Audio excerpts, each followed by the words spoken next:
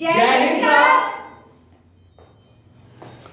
जय हिंद बच्चों, इस समय आप लोग महामना शोट के यूट्यूब चैनल से जुड़े हुए हैं और इस चैनल में मैं आप सबका स्वागत करता हूं। आज हम लोग क्लास 10 से फिजिक्स के 13th chapter magnetic effect of electric current के अंतर्गत आज हम लोग डोमेस्टिक इलेक्ट्रिक सर्किट के बारे में पढ़ेंगे। यानी हम लोगों के घरों में जो सर्किट होता है या जो वायरिंग हुई होती है उस वायरिंग का हम लोग आज स्टडी करेंगे। चले देखें, हम आपको ये बता दें कि घरों में जो वायरिंग होती है उसमें नॉर्मली हम लोगों को 3 वायर जो होते हैं वो यूज़ किए जाते हैं। अब 3 वायर पहले जो होता था 2 वायर यूज़ किए जाते थे, लेकिन अब जो है 3 वायर यूज़ किए जाते हैं। तो अब इसका क्या मतलब, 3 वायर यूज़ का क्या मतलब हम आपको बता दें कि सबसे पहले पावर हाउस से जो सप्लाई आती है, तो पावर हाउस से जो करंट पोल के माध्यम से हम लोगों के घरों में जो आता है उसमें हम आपको बता दें कि एक तो अर्थ वायर होता है। देखते हैं नॉर्मली अब तो कई कलर के आ गए हैं वायर, लेकिन नॉर्मली होना ये चाहिए कि एक वायर होता है जिसके ऊपर ग्रीन कलर का कवर जो है चढ़ा होता है। उसको हम करते, देखिए यहाँ शॉर्ट में हम ग्रीन जी लिख दिए हैं। तो ये अर्थ वायर होता है, इसके अंदर से अर्थिंग हो करके सप्लाई होती है। हम आपको बताएंगे कि अर्थ वायर की क्या ज़रूरत होती है। इसके बाद फिर हम आपको बता दें कि एक लाइव वायर होता है। लाइव वायर में जो है एक चीज हम आपको बता दें कि लाइव वायर में लगभग ये नियरली 15 एम्पियर का करंट इसमें फ्लो होता है। अब क्यों होता है इसके बारे में भी अभी हम आपको डिटेल में बताएंगे। और इसके बाद अच्छा, ये लाइव वायर जो होता है ये रेड कलर का होता है, इसके ऊपर रेड कलर का कवर चढ़ा होता है। और इसके बाद जो थर्ड वायर होता है ये न्यूट्रल वायर होता है, जिसके ऊपर ब्लैक कलर का कवर चढ़ा होता है। और इसमें ये जो न्यूट्रल वायर होता है इसमें लगभग 5 एम्पियर का जो करंट है ये फ्लो होता है। अब चले आप जरा ध्यान पूर्वक देखें वायरिंग कैसे होती है, ये हम आपको बता दें। लेकिन ये जो तीनों वायर सर्किट के अंदर, सपोज कीजिए कि हम लोगों का कोई हाउस है, हम लोगों का कोई घर है और उसमें जो है वायरिंग की गई है। तो वायरिंग के समय सबसे पहले होता ये है कि यहाँ पर सबसे बाहर के तरफ, यानी आपका जो होम होता है, आपका जो घर होता है, घर के बाहर यहाँ पर इलेक्ट्रिसिटी बोर्ड फ्यूज लगा होता है। ये बोर्ड फ्यूज जो है ये लेड और नॉर्मली टीन के मिक्स करके इसको बनाया गया होता है। इसकी स्पेशलिटी क्या होती है बोर्ड फ्यूज की, तो कभी कभार होता ये है कि ओवरलोडिंग हो जाती है। अब ओवरलोडिंग के कई वजह होते हैं। कई बार तो होता ये है कि ये लाइव वायर और न्यूट्रल वायर जो होते हैं कभी कभार आपस में सट जाते हैं, तो सटने से जो है ओवरलोडिंग हो जाता है। और ओवरलोडिंग से होता ये है कि सपोज कीजिए उस समय घरों में ढेर सारे होम अप्लायंस जो हैं सब वर्क कर रहे हैं। अब होम अप्लायंस में गीजर हो सकता है, इलेक्ट्रिक फैन हो सकता है, टेलीविजन हो सकता है, रेफ्रिजरेटर हो सकता है, ढेर सारे होम अप्लायंस या ऑपरेटर्स होते हैं जो घरों में जो है यूज कर रहे होते हैं। सपोज कीजिए ओवरलोडिंग के वजह से अगर ये जो बोर्ड फ्यूज है, अगर बोर्ड फ्यूज नहीं लगा होगा तो बोर्ड फ्यूज लगे होने से होता ये है कि इसमें जो वायर लगा होता है, जिसको हमने बताया कि फ्यूज नॉर्मली जो होता है लेड और टिन का बना होता है, इसका मेल्टिंग पॉइंट बहुत लो होता है। और मेल्टिंग पॉइंट लो होने से होता ये है कि जब भी ओवरलोडिंग होती है इसका टेम्परेचर बढ़ जाता है, और इसका जब टेम्परेचर बढ़ता है तो ये तुरंत मेल्ट हो जाता है। और मेल्ट होने से होता ये है कि पूरे सर्किट का जो करंट, उस पूरे सर्किट का जो करंट सप्लाई होती है वो करंट सप्लाई जो होती है वो क्लोज हो जाती है तुरंत।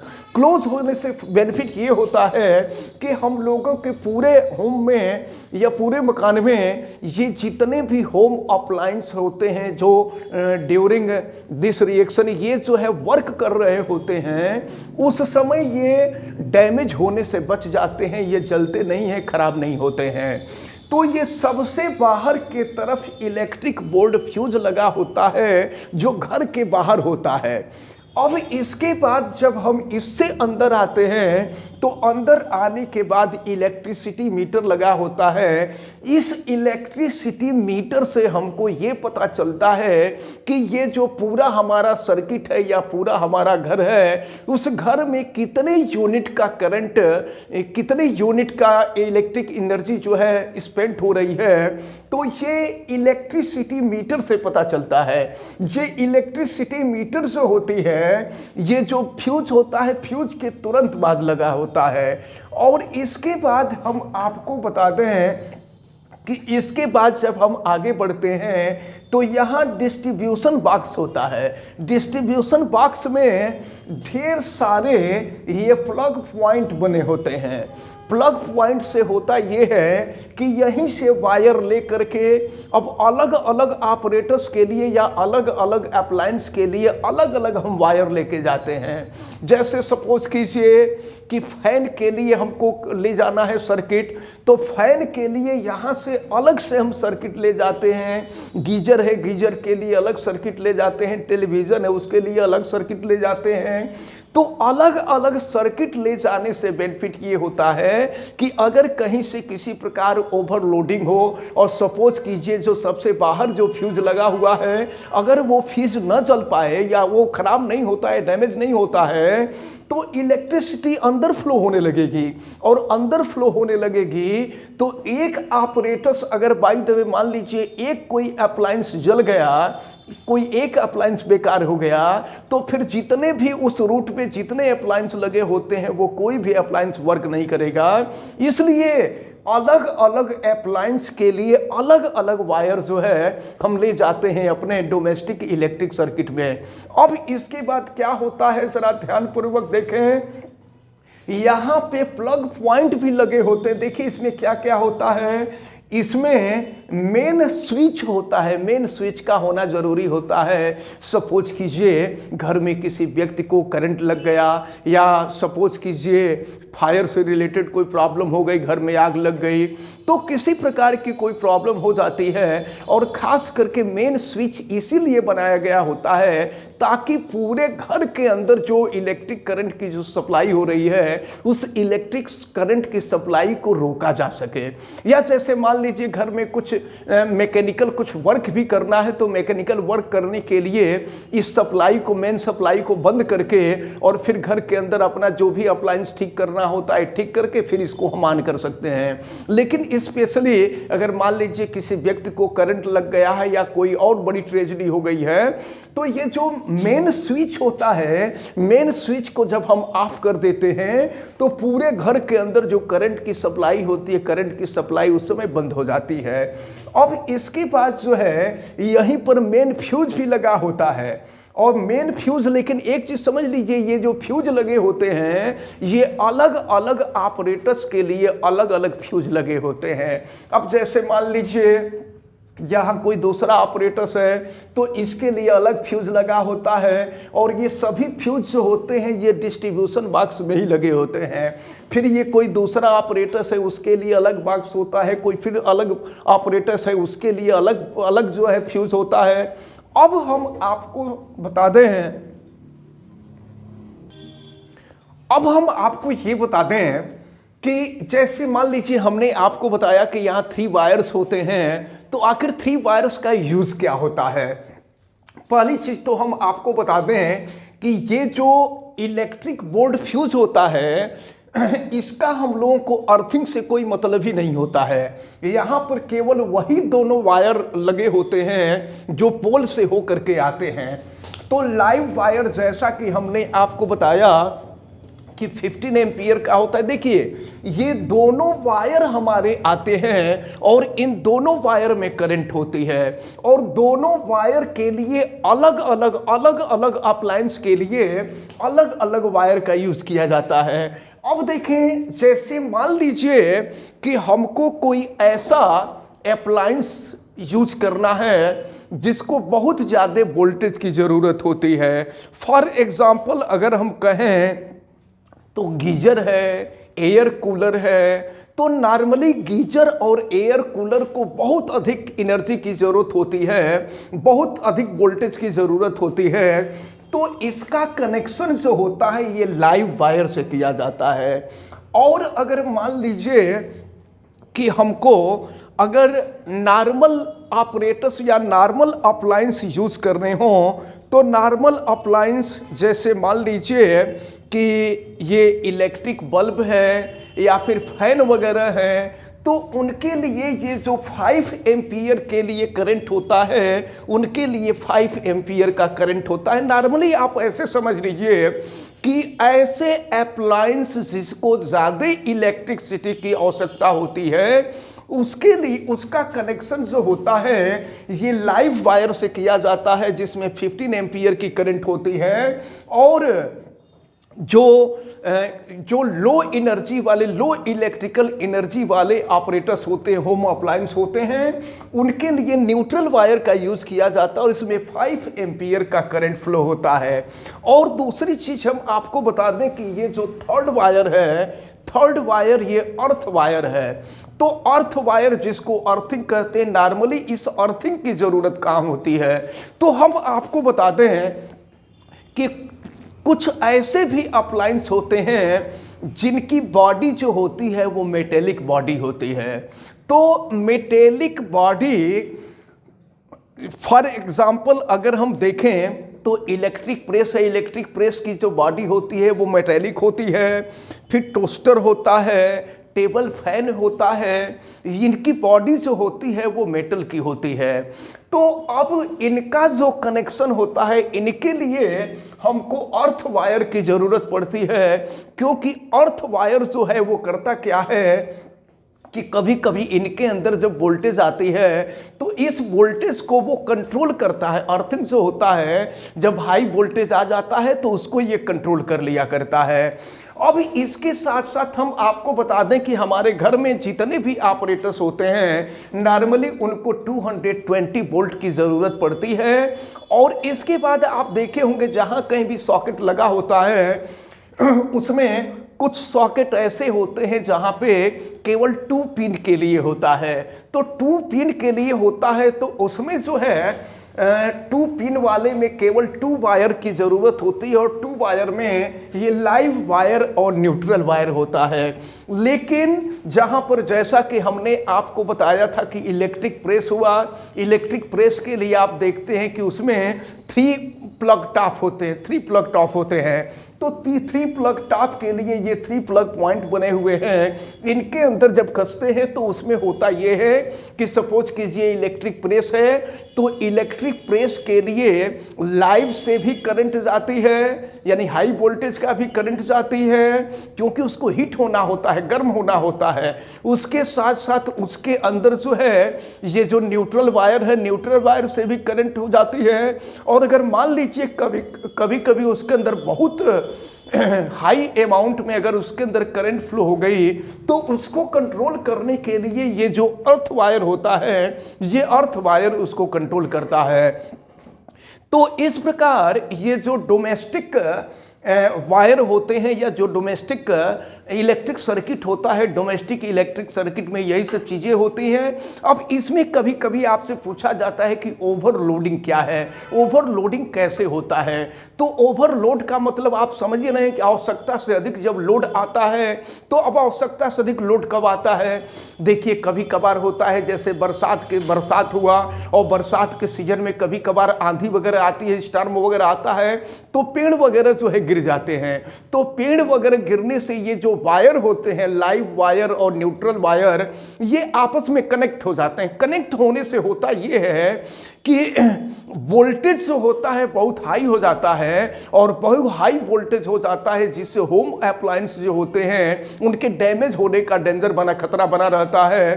तो इसीलिए ये मेन फ्यूज लगा होता है। इसके साथ साथ मेन फ्यूज के बाद ये जितने ऑपरेटर्स होते हैं, जितने अप्लायंस होते हैं, सबके लिए सेपरेटली ये फ्यूज लगे होते हैं। या अगर मान लीजिए कभी कभार पेड़ वगैरह जो है, पेड़ तो गिरने के इंसिडेंट होता है, कभी कभार पोल वगैरह पे भी गड़बड़ी हो जाती है, क्योंकि वायर जो होते हैं वो वायर लूज रखे जाते हैं, बहुत टाइट वायर नहीं रखे जाते हैं। आप देखे होंगे कि पोल पर से जितने वायर जाते हैं वो लूज होते हैं, बहुत टाइट नहीं होते हैं। बहुत टाइट होंगे तो फिर जो है जाड़े के दिनों में उन तारों के टूटने का खतरा बना रहता है। तो क्योंकि ठंडे के दिने में यानी कोल्ड सीजन में वो जो है सिकुड़ते हैं, जब सिकुड़ेंगे तो वो तार टूट जाते हैं। तो इस प्रकार जो है ये ओवरलोडिंग के लिए अलग अलग इंसिडेंट होता है। कभी कभार होता यह है कि घर में किसी व्यक्ति को करंट लग गया, तो करंट लगने पर भी आप देखते हैं ओवरलोड हो जाता है। और जब ओवरलोड होता है ना, तो तुरंत ये जो बोर्ड फ्यूज है, ये बोर्ड फ्यूज ऑफ हो जाता है। इसीलिए ये बोर्ड फ्यूज बनाया गया होता है कि घर में किसी प्रकार की कोई दिक्कत हो, ये जब करंट लगता है तो वोल्टेज बहुत ज़्यादा उठने लगता है। तो वोल्टेज जब बहुत ज़्यादा उठता है तो उस समय ये जो फ्यूज होता है, ये फ्यूज एक्टिव हो जाता है और ये तुरंत यहाँ पर ये मेल्ट हो जाता है और मेल्ट करके डिस्कनेक्ट हो जाता है। और मेल्ट करके डिस्कनेक्ट हो जाता है तो पूरे सर्किट में करंट का फ्लो होना ही बंद हो जाता है, जिससे जिस व्यक्ति को करंट लगा होता है वो व्यक्ति बच जाता है। तो कुल मिलाकर के ये जो डोमेस्टिक इलेक्ट्रिक सर्किट था, डोमेस्टिक इलेक्ट्रिक सर्किट के बारे में हमने आपको डिटेल में बताया। इसमें ओवरलोडिंग के बारे में नॉर्मली आपसे पूछा जाता है, और अगर आपसे डोमेस्टिक इलेक्ट्रिक सर्किट के बारे में पूछा जाएगा तो आप ये सर्किट बना करके जितनी भी बातें आपको बताई गई हैं इनको एक्सप्लेन कर देंगे, और ये चीज़ें आपसे पूछी जाती हैं। इसके बाद इसमें जो है आपको एसी और डीसी के बारे में पूछा जाता है, तो हम शॉर्ट में आपको एसी और डीसी के बारे में बता दें। देखिए, एसी का मतलब होता है अल्टरनेटिंग करंट। ये अल्टरनेटिंग करंट को ही शॉर्ट में एसी लिखा जाता है। ए का मतलब अल्टरनेटिंग, सी का मतलब करंट होता है। और अल्टरनेटिंग करंट की स्पेशलिटी ये होती है कि इसमें फ्लो होने वाली जो करंट होती है, इस करंट का वोल्टेज एक बार मैक्सिमम होता है तो एक बार मिनिमम होता है। तो मैक्सिमम मिनिमम होने के कारण ये जो अल्टरनेटिंग करंट होती है, इस अल्टरनेटिंग करंट का जो यूज होता है, ये इलेक्ट्रॉनिक सर्किट में इनका यूज नहीं कर पाते हैं, क्योंकि इलेक्ट्रॉनिक सर्किट में अगर इसका यूज करें तो इलेक्ट्रॉनिक सर्किट के खराब होने का, डैमेज होने का चांस बहुत ज़्यादा होता है। लेकिन आप देखें, अब हम आपको बता दें कि डिस्ट करंट, या जिसको हम डायरेक्ट करंट कहते हैं, तो डायरेक्ट करंट में क्या होता है, डायरेक्ट करंट इसको शॉर्ट में डीसी कहा जाता है। तो डीसी में होता यह है कि इसमें करंट जो है केवल ओनली वन डायरेक्शन में फ्लो होती है। ओनली वन डायरेक्शन का मतलब देखें, एक करंट ये हाफ वेव है, इसके बाद ये जो नीचे वाला हाफ वेव है ये भी ऊपर आ जाता है, फिर जो ऊपर वाला है ये रहता ही है। तो डीसी जो होता है, यानी डिस्ट करंट जो होती है, डिस्ट करंट इस तरह से फ्लो होती है, और अल्टरनेटिंग करंट एसी जो होती है वो इस तरह से फ्लो होती है।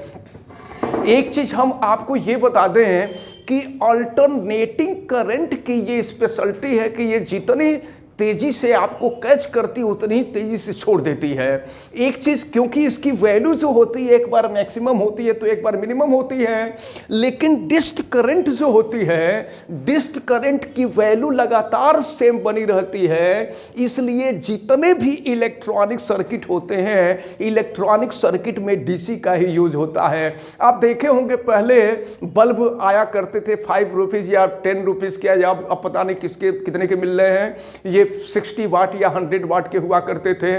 वो जैसे ही लगाया जाता था वो फ्यूज हो जाता था, उसकी कोई गारंटी नहीं होती थी। लेकिन ये जितने भी इलेक्ट्रॉनिक अप्लायंस हैं या ऑपरेटर्स हैं, जैसे एलईडी है या एलईडी टेलीविजन स्क्रीन है या इस तरह से जितने होते हैं, या मोबाइल चार्जर वगैरह होता है, तो इसमें जो है ये डायोड का यूज किया जाता है या पीएन जंक्शन का यूज किया जाता है। ये पीएन जंक्शन करता क्या है या डायोड क्या करता है कि अल्टरनेटिंग करंट को डिस्ट करंट में कन्वर्ट कर देता है, और इलेक्ट्रिक करंट को जब डिस्ट करंट में कन्वर्ट कर देता है तो ये डिस्ट करंट ये हमेशा जो है ऑपरेटर्स के अंदर फ्लो होती रहती है, जिससे ऑपरेटर्स जल्दी खराब नहीं होते हैं। यही वजह होता है, आप देखते हैं कि जितने इलेक्ट्रिकल ऑपरेटर्स होते हैं वो बहुत जल्दी खराब हो जाते हैं, लेकिन इलेक्ट्रॉनिक ऑपरेटर्स जो होते हैं वो इलेक्ट्रॉनिक ऑपरेटर्स जल्दी यूज खराब नहीं होते हैं। वजह ये होता है कि इलेक्ट्रिक ऑपरेटर्स के अंदर एसी करंट हम भेजते हैं, और इलेक्ट्रॉनिक ऑपरेटर्स जितने भी होते हैं सबके अंदर डीसी करंट जो है भेजा जाता है। डीसी करंट से वोल्टेज बहुत हाई हमको मिल जाता है। यही वजह है कि अगर वोल्टेज बहुत लो हो और एलईडी लगाया जाए तो एलईडी जो होता है सफिशिएंट लाइट जो है इमिट करता है, लेकिन अगर बल्ब हो तो बल्ब को अगर आप लगा दें तो लो वोल्टेज होगा तो वो जलेगा ही नहीं, लगेगा कि कोई हल्का पतला तार जो है वो जल रहा है। तो इस तरह का होता है। तो इसीलिए पहले जब इलेक्ट्रॉनिक ऑपरेटर्स यूज में नहीं आते थे तो ये हम लोगों की मजबूरी होती थी कि ये जो इलेक्ट्रिक ऑपरेटर्स है उनका यूज करें, लेकिन अब मैक्सिमम जितने भी ऑपरेटर्स हैं सभी ऑपरेटर्स जो है वो इलेक्ट्रॉनिक ऑपरेटर्स हो गए हैं, और इलेक्ट्रॉनिक ऑपरेटर्स होने के वजह से ये जल्दी डैमेज नहीं होते हैं, ये खराब नहीं होते हैं, क्योंकि लो वोल्टेज पर भी काम करते हैं और इसके अंदर करंट कंटिन्यूअसली फ्लो होती रहती है, जिसकी वजह से इनके खराब होने का चांस नहीं रहता है। तो इस प्रकार हमने आपको एसी और डीसी के भी बारे में बता दिया, और आप डोमेस्टिक इलेक्ट्रिक सर्किट को भी पढ़े। हमें उम्मीद है कि ये जितनी भी चीज़ें आपको आज बताई गई ये सारी चीज़ें आपको बहुत अच्छी तरह से समझ में आई होंगी। आप वीडियो को लाइक जरूर कीजिएगा, और अगर आप चैनल पे नए हैं तो चैनल को सब्सक्राइब भी कर लीजिए, बेल आइकन को भी प्रेस करें, और वीडियो को मैक्सिमम स्टूडेंट तक शेयर करें। अगर किसी प्रकार की कोई दिक्कत समझ में आती है तो हमें कमेंट करके आप जरूर बतावें। आप सभी लोगों का बहुत बहुत धन्यवाद। जय हिंद।